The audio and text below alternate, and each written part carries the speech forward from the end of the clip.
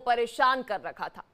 पाकिस्तान में पाले जा रहे आतंकी दुनिया भर में धमाके कर देते थे, लेकिन उसी पाकिस्तान को अब आतंकी सपोले डसने को तैयार है। एक और पाकिस्तान की मुश्किलें बलूचिस्तान के फ्रीडम फाइटर्स ने बढ़ा रखी है, वहीं दूसरी ओर पाकिस्तान की मुश्किलें टीटीपी और तालिबान ने बढ़ा दी है। दुनिया भर में कटोरा लेकर भीख मांगने वाला पाकिस्तान अब विदेशी निवेश के लिए तालिबान को कुचलने की धमकी दे रहा है। पाकिस्तान के पीएम शहबाज शरीफ कह रहे हैं कि हम तालिबान को कुचल देंगे। पाकिस्तान का आरोप है कि तालिबान अपनी जमीन पर आतंकवादियों को पाल रहा है। जो आरोप भारत पाकिस्तान पर लगाता है, अब वही आरोप पाकिस्तान अफगानिस्तान पर लगा रहा है। लेकिन जो देश अपने यहां आतंकियों को पालता पोसता रहा, अब वही देश दूसरों को सीख दे रहा है। बलूचिस्तान में सैन्य वाहन धमाका होने से 6 पाकिस्तानी जवानों की मौत हो गई। ऐसे में सवाल यह है कि जिस तरह पाकिस्तान में हालात बन रहे हैं, इसके पाकिस्तान के टुकड़े टुकड़े होना तय है। इसी मुद्दे पर हम खास मेहमानों के साथ चर्चा करेंगे और जानेंगे कि इस वक्त पाकिस्तान में जो हो रहा है और अफगानिस्तान के साथ हो रहा है, इसके पीछे बड़ा कारण क्या है। विस्तार से चर्चा करेंगे। मेहमान हमारे साथ जुड़ चुके हैं। Retired major general VK Dutta, defence expert हमारे साथ है। Retired major general UK Devnath, defence expert है। साथ ही हमारे साथ कसबर कलासरा, वरिष्ठ पत्रकार, पाकिस्तान से जुड़ चुके हैं। बहुत शुक्रिया अपना कीमती समय देने के लिए। Jai Hind sir. Major general UK Devnath ji, sir मैं आपसे शुरुआत करना चाहूंगी।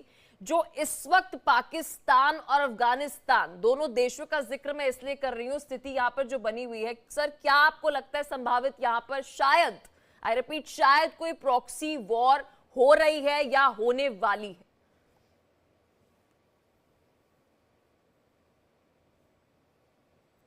सर शायद आप म्यूट हैं।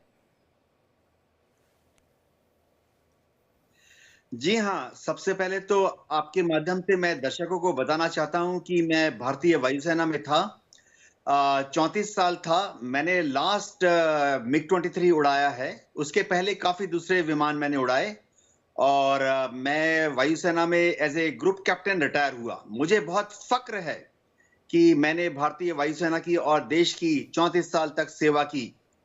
क्योंकि हम इंडियन एयरफोर्स में हमें हर महीने जो सीनियर पोस्ट पे होते हैं, एज ए ग्रुप कैप्टन मैं एक डिपार्टमेंट का इंचार्ज था, एक यूनिट का इंचार्ज था। हमें मंथली इंटेलिजेंस समरी मिलती है, जिसमें कि हमारे जो अलग अलग रिसर्च और इंटेलिजेंस विंग है, उनकी जो ब्रीफ होती है वो मिलती है। शुरुआती दिनों से ही भारत का ये आकलन था कि पाकिस्तान जब भी दबाव में आएगा, वो भारत के ऊपर उस दबाव का जो प्रेशर है वो ट्रांसफर करने की कोशिश करेगा। ये उनकी राजनीतिक चाल का एक हिस्सा है। जब भी उनके ऊपर विदेशी दबाव आता है कि लोन तो तभी मिलेगा, भीख तो तभी मिलेगी अगर तुम पाकिस्तान का इंटरनल सिचुएशन को काबू में कर लोगे, तो वो तुरंत कहते हैं ये गड़बड़ तो पाकिस्तान में हिंदुस्तान कर रहा है। और ऐसे ही मैं बताता हूं, हमको जो इंटेलिजेंस समरी मिलती थी, उसमें दूसरी चीज भी हमें बहुत पहले पता लग गई थी कि अलग अलग संस्थाएं हैं, जैसे FATF है, फाइनेंशियल एक्शन टास्क फोर्स। जब भी पाकिस्तान के ऊपर ऐसा लांछन लगाते हैं जो कि एविडेंस के साथ होता है, इंटरनेशनल मापदंड में सही साबित पाए गए एविडेंस हम उनको देते हैं, तो FATF के डंडे से बचने के लिए वो वहां पर भी ऐसा हल्ला मचाते हैं कि पाकिस्तान के अंदर जो इंटरनल आंतरिक गड़बड़ियां हो रही हैं वो भारत कर रहा है। तो ये पाकिस्तान की एक दोहरी चाल है।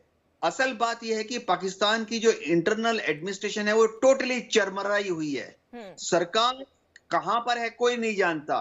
कुछ लोग समझते हैं, गलतफहमी में हैं, वो सोचते हैं शहबाज शरीफ सरकार चला रहे हैं। नहीं, कुछ लोग सोच रहे हैं शायद PTI नाम की एक पॉलिटिकल पार्टी पावर में है। नहीं, पाकिस्तान चला रही है पाकिस्तान की आर्मी। वहां पावर में है ISI के बड़े बड़े टॉप अफसरान, और उनका एक सिंगल पॉइंट एजेंडा है कि किसी भी तरह से भारत के नाम पर और कश्मीर के नाम पर और ज्यादा डिफेंस बजट लिया जाए और ज्यादा पर्क्स, प्रिविलेजेस और पावर इकट्ठी की जाए। जी हमारे साथ और भी मेहमान जुड़े हुए हैं। मेजर जनरल वीके दत्ता जी, सर एक बार फिर मैं ये सवाल दोहराऊंगी, क्या यहाँ पर कोई विदेशी ताकतें हैं या फिर महज हम ये मान के चल ले कि जो मेजर पिक्चर में है वो सिर्फ तालिबान है, टीटीपी है और सिर्फ पाकिस्तान और पाकिस्तान की डिफेंस फोर्स है, कोई और कंट्री की, किसी और देश की दखल अंदाजी यहाँ पर नहीं है? आपका एनालिसिस क्या कहता है सर? देखिए, जो एक हिस्टोरिकल आप फैक्ट लें इस इलाके का, तो हिस्टोरिकली जो अफगानिस्तान के अंदर जब सोवियत यूनियन की फौज आई, तो उनको हराने के लिए अमेरिका ने पाकिस्तान से मदद लेके और एक जिहाद का नारा देके बहुत लड़ाकों को तैयार किया, जो खास करके अलकायदा और तालिबान के लड़ाके तैयार किए गए।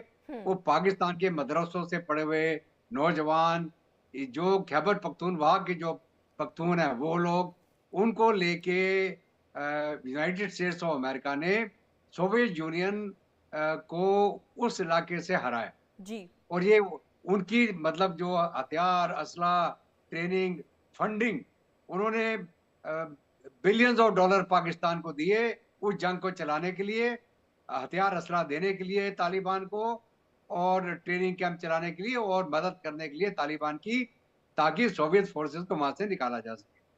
और उसका नतीजा भी निकला, सोवियत फोर्सेस वहां से विड्रॉ करके चली गई, क्योंकि उनको भारी नुकसान सहना पड़ रहा था और इकोनॉमी भी उस समय सोवियत यूनियन की काफी डगमगा रही थी।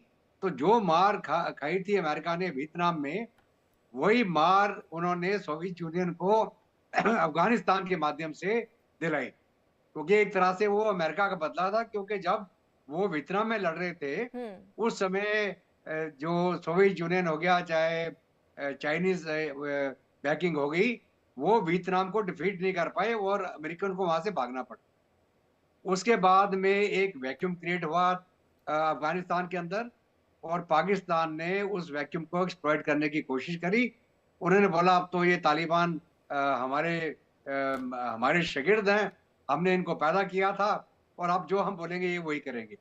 और अगर आपको याद हो तो उस समय पाकिस्तान ने बहुत सारे अफगान लड़ाके हमारे जे&के के अंदर भी इन्फिल्ट्रेट कराए, ताकि वहां पे उग्रवादी एक्टिविटी या टेररिस्ट एक्टिविटी कराई जा सके। और ये तो बदकिस्मती है पाकिस्तान की कि 9/11 हो गया, और जब 9/11 हुआ तो उस समय अमेरिका ने एक प्रण लिया कि जितने भी वो ऐसे टेररिस्ट ग्रुप है जहां भी पैदा हो रहे हैं, जहां भी जिन्होंने उनको पनाह दे रखी है, उसको निस्ताबूद करेंगे वो। और उसी के चलते अमेरिकन फोर्सेस ने इराक के अंदर जंग शुरू करी, और साथ साथ में अफगानिस्तान के अंदर उन्होंने नॉर्दर्न अलायंस की मदद लेके इनको, तालिबान को वहां से खदेड़ना शुरू किया। तो जब अमेरिकन आ गए अफगानिस्तान के अंदर और उनको बेसिस चाहिए थी, उनको ओवर फ्राइट राइट चाहिए थी, उनको अपना हथियार असला ले जाने के लिए पोर्ट चाहिए था, रास्ता चाहिए था, तो पाकिस्तान के माध्यम से अमेरिका ने लिया। क्योंकि अमेरिका ने उस समय बोला था, या तुम हमारे साथ हो और या तुम हमारे बरखिलाफ हो, और अगर तुम बरखिलाफ हो तो हम तुम्हें बर्बाद कर देंगे। तो पाकिस्तान की गवर्नमेंट ने हाथ जोड़े, भैया हम तो आपके साथ हैं। और फिर दोबारा उन्होंने खूब पैसा लिया अमेरिकन से, और तालिबान को अफगानिस्तान के अंदर हराने के लिए अमेरिका की मदद करने लगे। और हालांकि अमेरिका की मदद करने लगे, साथ साथ में डबल गेम भी खेलते रहे। वो तालिबान को भी बचाते रहे और अमेरिका का भी उल्लू बना के उनको पैसे ऐंठते रहे, क्योंकि इनको तो जहां से भी डॉलर मिल जाते, इनका जो कटोरा भर जाता किसी तरीके से। इन्होंने वही नहीं, इन्होंने उस समय, अगर आपको याद हो तो, भारत की करेंसी, काउंटरफीट करेंसी, पाकिस्तान की ISI, पाकिस्तान के रिजर्व बैंक के अंदर छाप के अपनी इकोनॉमी चला रहे थे ये लोग। और ये तो इसी के चलते मोदी साहब ने उसका डिमोनेटाइजेशन कर दिया। और जैसे वो डिमोनेटाइजेशन हुआ, तो आप देखिए पाकिस्तान के घुटने टिके जमीन के ऊपर, इनकी इकोनॉमी तबाह हो गई। साथ में अमेरिकन को पता चल गया ये दोगले लोग हैं, ये डबल गेम खेल रहे थे। और करते करते फाइनली क्या हुआ कि अमेरिकन को अफगानिस्तान छोड़ के जाना पड़ा। और जब वो वहां से निकले, और निकलते समय पूरा हथियार असला वो पीछे छोड़ के चले गए। तो ये तो थोड़ा हिस्टोरिकल बैकग्राउंड था कि सोवियत यूनियन हो गया, पाकिस्तान की मदद से वहां पे उनको हराया गया, फिर एक वैक्यूम क्रिएट हो गया। 1893 से लेकर हम 1980 से अब यहाँ तक की स्थिति अगर हम सज्जे सर, अभी अगर आपको क्या लगता है जो ये इस वक्त हो रहा है, इसके पीछे क्या महज इन्हीं जिनका मैंने जिक्र किया, तालिबान, टीटीपी, पाकिस्तान, पाकिस्तान की डिफेंस फोर्स, या कोई और विदेशी इन्वॉल्वमेंट भी यहाँ पर है? अभी देखिए, फिलहाल कोई विदेशी डायरेक्ट इन्वॉल्वमेंट नहीं है। लोग ये मौका देख रहे हैं कि किस प्रकार अब इस पाकिस्तान का शिकंजा टाइट किया जाए, जी। क्योंकि जो पाकिस्तान करता चला है पूरी दुनिया में भारत के साथ, ये टेररिज्म के इसने जो गंदा खेल खेला, पूरे J&K को इन्होंने डिस्टेबलाइज कर दिया, लाखों की तादाद में लोग वहां मारे गए, ये सारी पाकिस्तान की करनी थी। और पाकिस्तान वो तो कर नहीं पाया, ना कश्मीरियों को अपनी तरफ कर पाया, अपने POK को संभालना इनके लिए मुश्किल हो गया। तो अभी क्या है, इनको अपनी खेल खेलने का नतीजा मिल रहा है। वो पुरानी कहावत है कि जो आप सांप पालेंगे तीन में आप ही को काटेगा एक दिन। अभी इनका वो हाल हो गया है कि इनके पाले हुए सांप इन्हीं को काटेंगे। और कसवर आज के दिन कलासरा में हमारे साथ वरिष्ठ पत्रकार हैं पाकिस्तान से। सर, क्या लगता है यहाँ पर तालिबान को लेकर पाकिस्तान की मिस कैलकुलेशन है, या फिर जिस तरह से मैं मेहमानों के साथ और जिक्र कर रही हूँ डिफेंस एक्सपर्ट्स के साथ, ये वो बीज है जो पाकिस्तान में बोया है और उसका फल जो है वो पा रहा है? देखिए, इसमें दोनों चीजें हैं। अब जो आपका क्वेश्चन है उसमें एक मिसकैलकुलेशन भी है, जिस तरीके से मैं भी और साफी मिस्टर चारू हम भी यही समझ रहे थे। जिस तरह हमारी ब्रीफिंग हो रही थी वहाँ पे फॉरेन ऑफिस में, हम भी अटेंड करते रहे उसको, और ISI की जिस तरह बात हो रही है उनके साथ भी हम मिलते जुलते हैं। तो मैं ये सारे बैकग्राउंड में मैं आपको ये बात बोल सकता हूँ कि मिसकैलकुलेशन है, क्योंकि पाकिस्तान में शादियाने बाज रहे थे कि जब 2021 में तालिबान की गवर्नमेंट आई है, तो मेरा ख्याल है कि Pakistan was one of a very few capital जहां पर मिठाइयां बांटी गई कि आप जो है ना पाकिस्तान की जो वेस्टर्न बॉर्डर है वो सिक्योर हो गई है। लेकिन उसके बाद हमने देखा कि तारीख की बदतरीन पाकिस्तान के अंदर वो टेररिज्म हुई है। आज को आप देख लें कि बलूचिस्तान में कंटिन्यूएशन है, एक 6 लोगों की शहादत हुई है, एक पुलिस अफसर बहुत बुरे तरीके से घायल है, और ये कंटिन्यू हो रहा है काफ़ी अरसे से। और इसी तरह से जो हमारी एक फ्रंट लाइन है, मतलब कुरम में आप देख लें कि 2 कबाइल की एक जंग थी, लेकिन उसके अंदर भी वहाँ पे जो early in the morning today वहाँ पे एक डिप्टी कमिश्नर जो है अभी क्रिटिकल सिचुएशन में मौत और जिंदगी की जंग लड़ रहा है। तो वहाँ पे भी तो मेरा ख्याल ये है कि पाकिस्तान की तरफ से मिस कैलकुलेशन हुई है कि तालिबान आएंगे तो हमारा वेस्टर्न बॉर्डर बिल्कुल सिक्योर हो जाएगा, तो ऐसा नहीं हुआ। दूसरी जहाँ तक बात है कि जो आपका दूसरा क्वेश्चन था कि आप जिनको पालते रहे तो वही एक दिन आपको काटेंगे, तो काटना शुरू हो गए, उस पर मेरा थोड़ा सा इख्तलाफ है। वो ये है कि पाकिस्तान ने इनको नहीं पाला पोसा था, पाकिस्तान को जंग में धकेला गया, रूस को पाकिस्तान को, क्योंकि पाकिस्तान प्योरली इसके अमेरिकन के ब्लॉक में था। अब रशिया को जब शिकस्त देनी थी तो पाकिस्तान मिसयूज हुआ है, जिसे आप इमोशनली ब्लैकमेल कह सकते हैं। इकोनॉमी की साइड पे तो पाकिस्तान ने कभी आज तक सोचा ही नहीं। इस पॉइंट के ऊपर मैं अपने जो ऑनरेबल यहाँ पर पैनलिस्ट बैठे हुए हैं उनकी बात बिल्कुल दुरुस्त है। पाकिस्तान की इकोनॉमी 47 से लेकर अब तक हम हमेशा ही सुनते आ रहे हैं। अब मुझे मेरा जर्नलिज्म हो गया है 23rd ईयर का, 23 साल हो गए 23 ईयर कि पाकिस्तान को हमने हमेशा ही नाजुक मोड़ से गुजरते हुए देखा। 23 साल के जर्नलिज्म में मैं तो उसको देख रहा हूँ। वजह क्या है? वजह यह है कि जब आपकी पॉलिसीज ठीक नहीं है, आप जब तक अपने पाँव पे खड़े होने की पॉलिसी भी नहीं अपनाएंगे तो तब तक आपके मसाइल होंगे। पाकिस्तान की मैं बिल्कुल इसको खत्म कर रहा हूँ। पाकिस्तान का एक नहीं सर, मैन्युफैक्चरिंग यहाँ पर मैं आपकी बात नहीं समझी। आप अपनी पहली बात में ये बात कह रहे हैं कि वेस्टर्न बॉर्डर्स जो हैं वहां पर खुद को सुरक्षित रखने के लिए, अपने बॉर्डर्स को सुरक्षित रखने के लिए आपने तालिबान जो है, और वहां पर हमने देखा कि एक तरीके से जो अफगान है उनको ट्रेन किया जाता था, ये खबरें जो है वे सामने आती थी, जग जाहिर है ये चीजें। और वहीं आप दूसरा जब मेरे सवाल का जवाब दे रहे हैं तो आप कह रहे हैं कि नहीं हमने तो बिल्कुल कोई संरक्षण किया ही नहीं आतंकियों का। आप कैसे डिनाई कर सकते हैं? नहीं, बिल्कुल नहीं। आप शायद गलत समझी है। मैंने उसको डिफेंड नहीं किया। पाकिस्तान पार्टी बना था तालिबान को बनाने में। मैंने बिल्कुल ऐसी बात नहीं की कि जो पाकिस्तान को मैंने साइड पे रख लिया। मैं एक इंडिपेंडेंट जर्नलिस्ट हूं। मैं आपको नहीं कह रहा कि पाकिस्तान का इसके अंदर रोल नहीं है। पाकिस्तान पार्टी था। जब अमेरिकन रशियन के खिलाफ लड़ रहे थे तो पाकिस्तान के पास ऑप्शन थी, जिस तरह इंडिया के पास ऑप्शन थी कि अपनी लड़ाइयां खुद जाके लड़े हम आपकी लड़ाइयों में क्यों अपना सर घुसेड़े। तो पाकिस्तान कर सकता था, लेकिन पाकिस्तान पार्टी बना। इनको कोई शक नहीं है इसमें कि पाकिस्तान का जो वेस्टर्न बॉर्डर था, पाकिस्तान का जो रीजन था अफगानिस्तान बॉर्डर के ऊपर, वहां पे बहुत ज्यादा सेंचुरीज बनाएंगी, बाकायदा इनकी ट्रेनिंग होती रही है। और जियाउल हक के दौर में, जनरल जियाउल हक के दौर में ये पाकिस्तान वॉलंटरीली अपने प्लस माइनस देखे इस जंग में शरीक हुआ। और पाकिस्तान बिल्कुल ये नहीं कह सकता कि जी तालिबान का हमारे साथ कोई वास्ता नहीं है, हमने इनको नहीं बनाया, बिल्कुल नहीं। तालिबान की मैन्युफैक्चरिंग में पाकिस्तान का हाथ है। अगर आपको जो हो सकता है कि आपको थोड़ी सी कंफ्यूजन हुई हो, मेरे पैनलिस्ट बैठे हुए उनको तो बैकग्राउंड भी यही है। पाकिस्तान किसी भी पॉइंट पे ये नहीं कह सकता कि मेरा तालिबान बनाने में कोई किरदार नहीं था। यहां पर जनरल साहब ने एक बड़ी बेखूबसूरत बात की, इसमें कोई शक नहीं है कि इस्लामाबाद में बैठ के मैं आपको बता रहा हूं कि हम अपने आप को ब्रीजुमा करार नहीं दे सकते। पाकिस्तान के जो मदरसे थे वो सेंचुरीज बने थे, वो एक क्या कहते हैं नर्सरी बने थे। पाकिस्तान किसी साइड पे ये नहीं कह सकता जी हमारा उनके साथ ताल्लुक नहीं है। अब भले उनकी पॉलिसीज जो भी हों, मैं आपको बताऊं, पाकिस्तान की फौज, पाकिस्तान की लॉ इन्फोर्समेंट एजेंसी जिसमें पुलिस है, फेडरल इन्वेस्टिगेशन एजेंसीज है, तालिबान के निशाने के ऊपर है। सवात एक दौर में कट गया था पाकिस्तान के हिस्से से, और हमें ऐसे लग रहा था कि शायद सवात जो है, जिसको स्विट्जरलैंड कहते थे पाकिस्तान का, उसमें इतनी ज्यादा इन्फेस्टेशन हो गई थी कि हम उसे समझने लगे थे कि शायद ये कभी पाकिस्तान का हिस्सा नहीं आएगा। बलूचिस्तान को हम समझने लगे थे।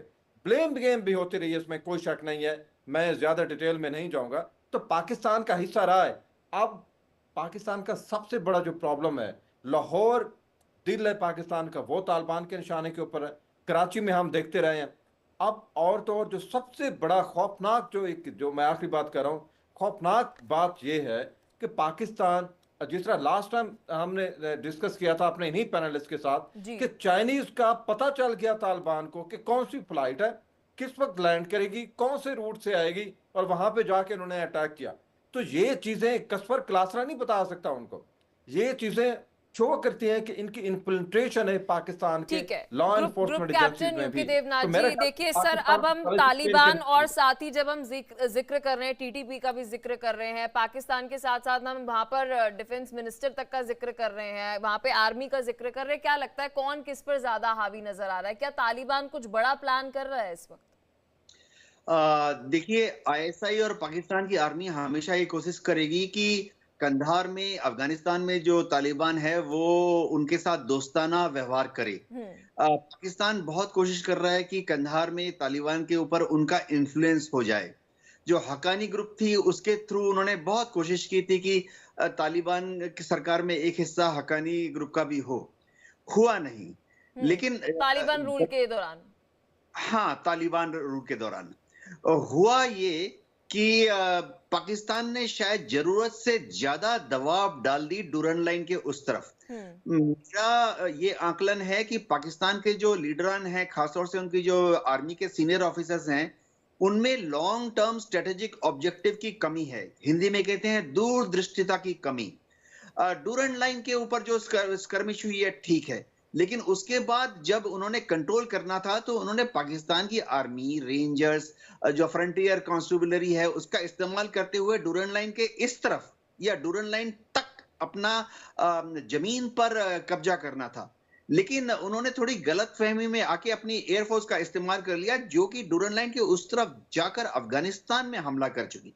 तो मेरे ख्याल से पाकिस्तान ने काफी समय के लिए तालिबान, टीटीपी को भी मैं उसी का एक ऑफशूट मानता हूं, क्योंकि इनको सपोर्ट, हथियार, फंडिंग, ट्रेनिंग और मोरल सपोर्ट, फिलॉसफी इनकी कंधार से ही ओरिजिनेट होती है। हेरात जाइए, कंधार में जाइए, बहुत सपोर्ट मिलता है टीटीपी को। तो पाकिस्तान ने अपने शॉर्ट टर्म पॉलिटिकल गेन के लिए जो एयर स्ट्राइक की है, मेरे ख्याल से उन्होंने कहते हैं ना, जहां 1 किलो का हथौड़ा है वहां 10 किलो का हथौड़ा इस्तेमाल कर लिया। जी, क्या कह सकते हैं कि तोप पे मक्खी का शिकार। लेकिन यहाँ पर मैं एक बात आपसे समझना चाहूंगी यूके देवनाथ जी, यहाँ पर आपको कोई आइडियोलॉजिकल डिफरेंसेस भी दिख रहे हैं कि कहीं ना कहीं जो ये पूरी लड़ाई होते हुए नजर आ रही है, स्ट्राइक होते हुए नजर आ रही है, इस पूरी अगर मैं लाइन की बात करूं, यहाँ पे कोई आइडियोलॉजिकल डिफरेंसेस भी हैं जिसकी वजह से टीटीपी के साथ? जी जी हाँ, टीटीपी के साथ पाकिस्तान की एडमिनिस्ट्रेशन का बहुत बड़ा आइडियोलॉजिकल डिफरेंस है। हम्म। अ, देखिए, हम चाहे कुछ भी बोल लें पाकिस्तान के बारे में, पाकिस्तान की एस्टेब्लिशमेंट के बारे में, लेकिन कुल मिला के पाकिस्तान की फौज जो है वो थोड़ा मॉडरेट है, मॉडर्न है, आउटलुक में काफी खुले दिमाग वाले लोग हैं। जब वो मैं उनकी सोशल थिंकिंग के बारे में बात कर रहा हूँ। जबकि टीटीपी के लोग जो हैं, तालिबान के लोग हैं, वो अभी तक इस्लाम की जो एक बहुत अजीब सी शरीयत की जो बहुत स्ट्रिक्ट इंटरप्रिटेशन है, उसको फॉलो कर रहे हैं। तो इस मामले ज्यादातर मुस्लिम देशों में आप देखेंगे कि आर्मी जो है मिडल ऑफ द लाइन चलती है, मॉडरेट होती है, थोड़ा सा नरमपंथी होती है। ज्यादातर मुस्लिम कंट्री में आप देखेंगे आर्मी इस्लाम की जो एक्सट्रीम रिलीजियस टीचिंग्स होती है उसको अवॉइड करती है। तो अग्री। टीटीपी इसलिए उसका तरकार हो जाता है। जी। मेजर जनरल वीके दत्ता जी, यहाँ पर मैं कोट करना चाहूंगी, जुलाई महीने की बात है, पाकिस्तान की डिफेंस मिनिस्टर जो है ख्वाजा आसिफ जी ये बात कर रहे हैं, कोट कर रहे हैं मैं उनकी बात को, पाकिस्तान जो है वह मिलिट्री ऑपरेशंस जो है टेररिज्म को काउंटर करने के लिए अफगानिस्तान में करेगा। ये बात पाकिस्तान की तरफ से कही जा रही है, हजम नहीं हो रही सर। बिल्कुल, देखिए ऐसा है कि इन्होंने बहुत सारे बड़े बड़े ऑपरेशन चलाए।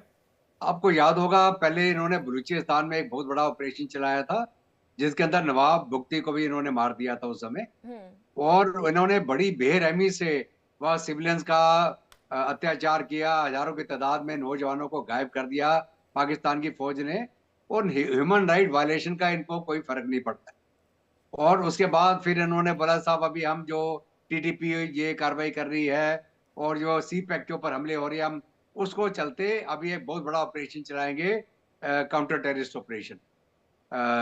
तो ये जो जुलाई के महीने में इन्होंने मुहिम चालू करी थी, थोड़े बहुत इन्होंने ऑपरेशन करे भी, लेकिन उसके बाद में जो इनको मार पड़नी शुरू हुई बीएलए द्वारा, जो बलूच लिबरेशन आर्मी द्वारा और टीटीपी द्वारा, तो अगर आप एक साल का ही आंकड़ा लेके चले तो हजारों की तादाद में पाकिस्तानी सैनिक जो हैं, सिक्योरिटी फोर्स के जवान मारे गए हैं इन ऑपरेशंस में। मतलब टेररिस्ट अटैक्स में मारे गए हैं। लेकिन लेकिन यानी यहाँ पर Baloch major liberation general VK Datta ji, मैं चाहूंगी आप इस पर थोड़ी सी रोशनी डालिए सर, कि ये क्या कारण रहा होगा कि आप एक समय पे तो टीटीपी को सपोर्ट कर रहे हैं और आप चाह रहे हैं कि वहां पर तालिबान की सरकार जो है वह आए, उनका रूल वहां पर आए, और एकदम से आप खुले मंच पर ये बात कह रहे हैं कि जी देखिए हम तो इस रीजन के अंदर बहुत जल्द जो है मिलिट्री ऑपरेशंस जो है करने जा रहे हैं काउंटर टेररिज्म के लिए। इसके पीछे की मैथ क्या है सर? देखिए, ये जो चाइना का इन्वेस्टमेंट हो रखा है ये पूरे कॉरिडोर के अंदर, जो चाइना पाकिस्तान इकोनॉमिक कॉरिडोर जिसको हम बोलते हैं, जी जी। और अभी तक वो प्रोजेक्ट पूरा नहीं हो पाया। बहुत जगह पे अधूरे काम छूटे हुए हैं। और जो एयरपोर्ट भी अभी ग्वादर में इंटरनेशनल एयरपोर्ट बना, उसको अभी तक इन्होंने इनॉग्रेट नहीं किया, क्योंकि पाकिस्तान ने चीन से डिमांड कर दी कि आप हमको सेकेंड स्ट्राइक न्यूक्लियर कैपेबिलिटी दे दीजिए जी। और तब हम आपको ग्वादर का ये जो पोर्ट है इस्तेमाल करने देंगे। तो चीन को आंखें दिखाना अच्छा नहीं है। तो चीन ने अभी पाकिस्तान के ऊपर इनडायरेक्टली स्क्रू टाइट करने शुरू कर दिए हैं। और आपको शायद मालूम होगा कि चीन ने चाबहार पोर्ट के माध्यम से ईरान के रास्ते पूरी ट्रेन लोड ऑफ एक मटेरियल भेजा है अफगानिस्तान। ये अभी ये लेटेस्ट खबर है ये। तो अगर पाकिस्तान ने सोचा कि ये जो सी पैक बन रहा अगर नहीं बनेगा तो चीन हमारे उस पे चैरिटी पे रह जाएगा, वो नहीं है। चाइनीज ने ऑलरेडी अल्टरनेटिव मेजर्स लेने शुरू कर दिए हैं। और वो ईरान, क्योंकि ईरान और चीन की भी अच्छी दोस्ती है। अगर आप देखें जो अमेरिका के खिलाफ अभी एक गुट बना हुआ है, उसके अंदर रूस, चीन, ईरान और नॉर्थ कोरिया, ठीक है। तो ये पाकिस्तान के वो उसमें नहीं है। वो चाहते थे कि उनको एक पोर्ट के ऊपर इधर एंट्री मिल जाए और उनको पूरा जो इंडियन ओशन घूम के ना आना पड़े। उनका जो तेल वगैरह या जितना ट्रेड चलता है, इसके कारण वो ग्वादर पोर्ट से एक रोड लिंक बनाना चाह रहे थे चाइना की तरफ, ठीक है। तो अगर अभी पाकिस्तानी उनको सिक्योरिटी नहीं दे पा रहे, उनके चीनी इंजीनियर्स पे हमले हो रहे हैं, उनके नागरिक मारे जा रहे हैं, तो चीन ने इसको बोला था भैया तुम कंट्रोल करो, नहीं तो हम ये प्रोजेक्ट बंद कर देंगे। उसके चलते इन्होंने फिर बोला हम जी काउंटर टेररिस्ट ऑपरेशन चालू करेंगे। अबे अगर तुमने काउंटर टेररिस्ट ऑपरेशन चालू करने हैं तो आप एलईटी, हाफिज सईद, मजूर असद जो वहां बैठा पाल रहे हैं, जिसको हमने वहां जाके एयर स्ट्राइक करा था, इनके 300 टेररिस्ट मार दिए थे एक झटके मेजर के जनरल अंदर। वीके दत्ता जी, जो एनालिसिस आप बता रहे हैं, जो नरेटिव आप बता रहे हैं, ये नरेटिव है या फिर एक और नरेटिव जो इस वक्त सामने आ रहा है कि टीटीपी मिलिटेंट्स की तरफ से पाकिस्तान में एक इस्लामिक स्टेट बनाने की ये बड़ी जो कोशिश है वो की जा रही है? देखिए यहाँ पर सर दो देखिए, कहानी हो जाती है, क्योंकि आप जो पीछे हाँ, की मैथ बता रहे हैं ये भी है, और क्या ये भी एक इंटेंशन है? देखिए फर्क ऐसा है कि टीटीपी का जो मेन एम है to bring an Islamic government in Pakistan. Islamic का मतलब है शरिया रिलेटेड, और जो कट्टर फंडामेंटलिस्ट बिलीफ रखें, और वो सारी बातें जो अफगानिस्तान में तालिबान कर रहा है वही अभी पाकिस्तान के ऊपर लागू हो जाए। तो ये उनकी सोच है। लेकिन अभी आप थोड़ा गौर से देखिए, जी। डूरन लाइन को अफगानिस्तान नहीं मानता है, और ना जो लोग इस तरफ रहते हैं, जो पश्तून रहते हैं, वो मानते हैं, ना बलूचिस्तान वाले मानते हैं उसको। ठीक है, क्योंकि बलूचिस्तान और अफगानिस्तान को डूरन लाइन ने बांट दिया। जो कबीले थे उनके आधी रिश्तेदारी वहां रहेगी, आधी इस तरफ आ गई। तो मोटे तौर पे अफगानिस्तान डूरन लाइन को नहीं मानता है, और वो तो कहता है पेशावर तक हमारा इलाका है, और ये जो पख्तून है हमारे खैबर पख्तूनख्वा में, वो अफगानिस्तान का इलाका है। वो बलूचिस्तान का भी बहुत सारा इलाका बोलता है ये अफगानिस्तान के अंदर आना चाहिए। हालांकि अभी टीटीपी ने और बलूच लिबरेशन आर्मी ने आपस में गठजोड़ किया है, लेकिन अगर आगे चल के मान लीजिए आपका खैबर पख्तूनख्वा अलग होता है पाकिस्तान से, बलूचिस्तान अलग होता है, सिंध के अंदर अलग एक आजादी का मूवमेंट चल रहा है, तो क्या होगा? स्वाय पंजाब के पाकिस्तान का कुछ नहीं बचेगा। पीओके जो इन्होंने कब्जा करके रखा हुआ हम तो वापस ले लेंगे, वो आज नहीं तो कल हम लेंगे वापस। तो जो पाकिस्तान रह जाएगा पंजाब, पंजाबी मुसलमान, ठीक है, क्योंकि जो एक कौम ऐसी है इनकी वहां पे कि जो कोई भी जो पैसा दे उसके लिए काम करने के लिए तैयार है। जबकि जो बलूच हैं या जो अफगान हैं या पख्तून हैं, वो अपने ऑनर के लिए लड़ते हैं। वो अगर उनके ऊपर कोई करोगे बदला लेंगे आपसे, वो जिहाद को नहीं बोलते, वो बदला लेते हैं आके। तो ये तो उनका हिस्ट्री रही है ना। आप पर चले जाइए पुराने दौर के अंदर भी, जितने इन्होंने अगर हम इसे और एग्जैक्ट वर्ड में जाएं तो आप वहां पर पंजाब प्रांत का जिक्र कर रहे हैं। बिल्कुल, मैं पाकिस्तान के पंजाब की बात कर रहा हूं, ठीक है। पाकिस्तान का पंजाब ही रह जाएगा पाकिस्तान के पास।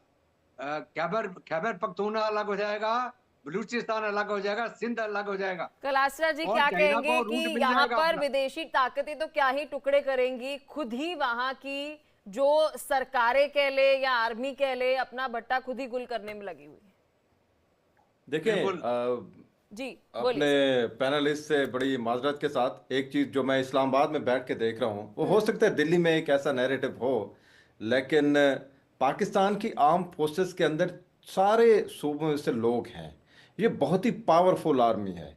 आप अभी जो मेरे पैनलिस्ट हैं वो इस बात से मुतफिक हैं कि पाकिस्तान की आर्मी हमेशा पावर में रही है, और भले परवेज मुशर्रफ हो या फिर यूसुफ रजा गिलानी, इमरान खान हो, इमरान खान को भी आर्म फोर्सेस लेके आई, तो नवाज शरीफ को भी आर्म फोर्सेस लेके आई। इनका जो बैकग्राउंड है एक अच्छा, पीपल्स पार्टी है तो वो एक सूबे तक मौजूद है, लेकिन उसके बावजूद वो भी आर्म फोर्सेस को बैंक कर रही। तो पाकिस्तान की आर्म फोर्सेस ये एक जामिन है, एक एथेंटिसिटी के साथ उन्होंने जोड़ा हुआ है। बलूचिस्तान में अलहदी की तारीख एक दौर में इतनी ज़्यादा बढ़ गई थी कि हमें भी लगता था कि ये बलूचिस्तान हाथ से चला गया। उसके बाद हमने देखा कि पेशावर तक खैबर पख्तूनख्वा चला गया, लेकिन ऐसा हुआ नहीं है। आखिर कुछ फोर्स ऐसी है जो पाकिस्तान को इंटैक्ट करके रखी हुई है जिसने, और वो है पाकिस्तान की आर्म फोर्सेस। मॉडरेट है, पावरफुल है, मुझे लगता यही है। लेकिन वहां की आवाम की जब हम बात सुनते हैं कलासरा जी, देखिए हम भी हिंदुस्तान में बैठ के खबर रखते हैं कि पड़ोसियों के घर में क्या चल रहा है। आप ज्यादा खबर रखते हैं कि वहां पर आवाम जो है वो दुखी है, सरकार से भी दुखी है, आर्मी से भी दुखी है। सर आवाम खुद बोलती है, हम नहीं बोल रहे, उनके शब्दों को मैं चला सकती हूँ यहाँ पर कि वहां की आवाम सरकार से तो दुखी है ही है, और ये शायद पहली ऐसी आवाम होगी जो अपनी सरकार के साथ साथ अपनी आर्मी से भी दुखी है। जी, ये पहली दफा ऐसा हुआ है कि इमरान खान को जब से इन्होंने जेल में डाला है, मैं उसकी तफसील पे नहीं जाऊंगा, लेकिन उसके बाद लोग यही समझते हैं कि शायद पाकिस्तान की आर्म फोर्सेस जो हैं वो रिस्पॉन्सिबल हैं उसकी वजह से। और ये फर्स्ट टाइम हमने देखा है, लास्ट ईयर 9 मई का जो एक वाकया हुआ है, हम एक्सपेक्ट नहीं कर रहे थे ये पाकिस्तान में नहीं हमें ये खलासा जी, दिन भी लेकिन आप देखने जिस पड़े। तरह से तारीफों के पुल बांध रहे थे तो मुझे लगा मैं आपको दुरुस्त कर दूं। क्योंकि देवनाथ जी, आप कितना सहमत है सर इस बात से? क्योंकि सर तो कह रहे हैं पावरफुल आर्मी, एकदम पाक साफ हमारी आर्मी। क्या लगता है ऐसा है? क्योंकि मैं जब वहां की आवाम को सुनती हूँ तो वो तो दुखी हैं, बहुत दुखी हैं वो। मुझे जी ये हाँ। बताइए कि जब सर आती हूँ जो आपके पास यूथ में, है उनको सर से नौकरियां एक नहीं कमेंट ले मिलेंगी, लीजिए, मैं फिर आपके पास सुने, आऊंगी। जब यूथ को नौकरियां नहीं मिलेंगी तो वो दुखी होंगी। उनके फेवरेट लीडर्स को जब नहीं आप सर, जेल में अगर यूथ डालेंगे, को भले वो सर मेरिट पे मैं गए। आपको क्लियर कर दूं एक चीज, किसी भी अगर आप देश में देखेंगे यूथ को अगर नौकरी नहीं मिलती है तो वो सवाल सरकार से उठाती है। ये पहली आवाम होगी जो आर्मी को जो है इस तरह से सवाल उठाती है।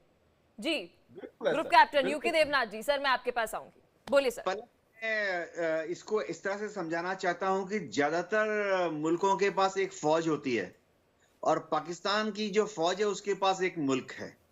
पाकिस्तान की पाकिस्तान फौज इसी पर फख्र करते हैं। चाहे पर्दे के पीछे से या पर्दे के आगे से हमेशा जो ताकतें हैं उनको मैनिपुलेट करती रही है। आजादी के बाद से आधे समय पाकिस्तान जो है वो फौज के हाथ में डायरेक्टली या इनडायरेक्टली रहा। जी बिल्कुल। हम भी इसीलिए परेशान है। जी पलक।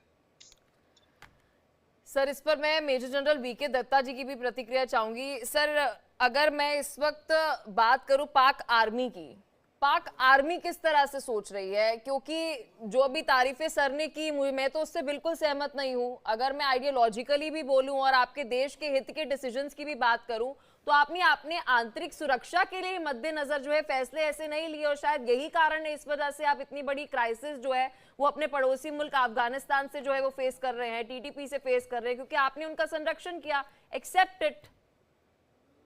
बिल्कुल पलक, ऐसे है कि पाकिस्तान की फौज ने हमेशा हिंदुस्तान की भोगी दिखा दिखा के पाकिस्तान की आवाम को डराते रहे भाई हिंदुस्तान हमला करते, और ताकत में रहने के लिए उन्होंने सारे हथकंडे खेले, टेररिज्म को चालू किया। उनको पता था कि अब कन्वेंशनल जंग में तो जीत नहीं सकते भारत से, न्यूक्लियर बम हमने बना लिया जी, अगर भारत हमारी रेड लाइन क्रॉस कर जाएगा तो हम जी न्यूक्लियर स्ट्राइक कर देंगे। अरे जनाब, अगर आप न्यूक्लियर स्ट्राइक कर देंगे तो आपका क्या बचेगा? हमारा तो फिर भी शायद कुछ बचे, आपका कुछ भी नहीं बचेगा। तो पाकिस्तान की फौज ने अवाम का उल्लू बना के ताकत में रहने के लिए सारे हथकंडे खेले, टेररिज्म चालू कर दिया, पीओके का वो कहते हैं कैरेट दिखाया, कश्मीर हम ले लेंगे, सारे हथकंडे खेले इन्होंने। और अभी क्या हो गया कि वो ये समझते थे कि अफगानिस्तान इनके कब्जे में आ जाएगा, एक स्ट्रेटेजिक डेप्थ मिल जाएगी, और भारत अगर हमारे पे हमला करेगा तो हम पीछे को जाने की जगह हम अफगानिस्तान के अंदर घुस जाएंगे और फिर हम वहां से काउंटर अटैक करेंगे। तो अभी वहां तालिबान ने, अभी इनके जो पहले फॉरेन मिनिस्टर थे, उन्होंने भी बोला भैया हमारी सारी कैलकुलेशन गलत होगी, हमारा जो वेस्टर्न बॉर्डर है वो तो फिर एक्टिव हो गया और भारत वहां फिर से वो ज्यादा पॉपुलर हो गया पाकिस्तान से, ठीक है। और वो जो हमारा खतरा था भारत से, अब वो तो हम वही के वही रह गए जहां पहले था वहीं अभी। तो जो पाकिस्तान की फौज है हर एक बिजनेस ये चला रहे हैं, इनके सारे रिटायर्ड फौजियों ने अलग अलग अदारे बना रखे हैं जो पाकिस्तान की आर्मी सपोर्ट करती है। इन्होंने जिस प्रकार से नोट छाप लो, अब ड्रग मनी ले आओ, ये सारे बातों में पाकिस्तान की फौज इन्वॉल्व है। इनकी आईएसआई आगे कठपुतली के तौर पे इनके पॉलिटिशियंस को खिलाती है। और एक और बात मैं आपको बता दूं, आज के दिन में पाकिस्तान की हिरार्की के अंदर कोई आपको सीनियर बलूच और सीनियर पठान नहीं मिलेगा आज के दिन में। और एक टाइम था कि इनके जो चीफ थे आर्मी के वो भी थे, मतलब जो पठान थे वो, अगर आप देखिए अगर हिस्टोरिकली, आज के दिन में इनसे पूछो साहब ब्रिगेडियर के ऊपर आपका कौन सा जनरल है जो बलूचिस्तान का यहाँ इसका है पठान है कोई? आपने उनको बिल्कुल दबा के रख दिया नीचे। और अगर सीरिया का अगर आपको मैं एग्जांपल दूं, सीरिया के अंदर इसी प्रकार से जब आपका चल रहा ना, यहाँ पे खैबर पख्तूनख्वा, वहां बलूचिस्तान, वहां पे सिंध, वही हो रहा था सीरिया के अंदर। और सीरिया को, असाद को अभी भागना पड़ गया रशिया के अंदर, और वो हाल देखिए आप सीरिया का क्या हुआ। तो मैं इसलिए आपको, हमें तो आपको दया आती है, आपको आजादी मिली अंग्रेजों से, हम हमारे साथ, अच्छे मुल्क की तरह रहते हैं, पड़ोसी की तरह रहते हैं। आपकी तरक्की होती और है, हमारी यहाँ तरक्की यहाँ और भी हो मुझे जाती लगता है, देखिए मेजर जनरल वीके दत्ता जी, आप अपनी सरहद पर तो सुरक्षा तो छोड़िए, आप इंटरनली जो है वो सुरक्षा नहीं दे पा रहे हैं अपनी आवाम को। बिल्कुल। जो फौज पैसे बनाने में लगी है, जो फौज पॉलिटिक्स में इन्वॉल्व है, वो जंग क्या लड़ेगी वो? अब भारतीय फौज को देखिए आप, हम सिर्फ प्रोफेशनल आर्मी है, अपने काम से मतलब रखते हैं, अग्री। अवाम की हिफाजत करते हैं, बॉर्डर की रक्षा करते हैं। हमें पॉलिटिक्स से कोई लेना देना नहीं है। ए पॉलिटिकल आर्मी, जो भी गवर्नमेंट पावर में होगी हम उसका कहना मानेंगे। ठीक है? तो ये हमारे बरखिलाफ आप पाकिस्तान की फौज का हाल देख लीजिए आप। पाकिस्तान की फौज बचपन, मैं बोलूंगा बचपन से, बचपन का मतलब जब से आजाद हुए तब से ये वो गंदे खेल गुल्ली डंडा खेलते चले आ रहे, और इनको कोई कंट्रोल करने वाला वहां पैदा नहीं हुआ पाकिस्तान के अंदर। अवाम का अब अवाम ही ठीक कर सकती है इसको। अवाम चाहे तो पाकिस्तान की फौज को 2 दिन में सीधा कर दे वो। और मैं अभी भी अवाम को बोलता हूं, भारत से आपको कोई खतरा नहीं है, पीओके हमारा हम वापस लेंगे। जी। अब उसके अलावा हम पाकिस्तान के 1 इंच जमीन के ऊपर भी कदम नहीं रखेंगे। मैं गारंटी दे रहा हूं आपको, मैं तो रिटायर हो रखा हूं, मैं फिर भी गारंटी दे रहा हूं आपको, पीओके हम वापस चलिए लेंगे, सर, पाकिस्तान पे समय हम हमें कदम नहीं इतनी रखेंगे। इजाजत दे पा रहा है। आप तीनों ने अपना कीमती समय दिया, विस्तार से इस मुद्दे पर चर्चा की, बहुत शुक्रिया जुड़ने के लिए। जय हिंद सर। तो देखिए, मुद्दा बेहद महत्वपूर्ण है। वो पाकिस्तान जो अक्सर ये बात कहता था कि हम पाकिस्तान वाले जो है वो कभी भी किसी भी तरह से टेररिज्म को, आतंकवाद को सपोर्ट नहीं करते हैं, लेकिन जग जाहिर था कि पाकिस्तान किस तरह से आतंकवाद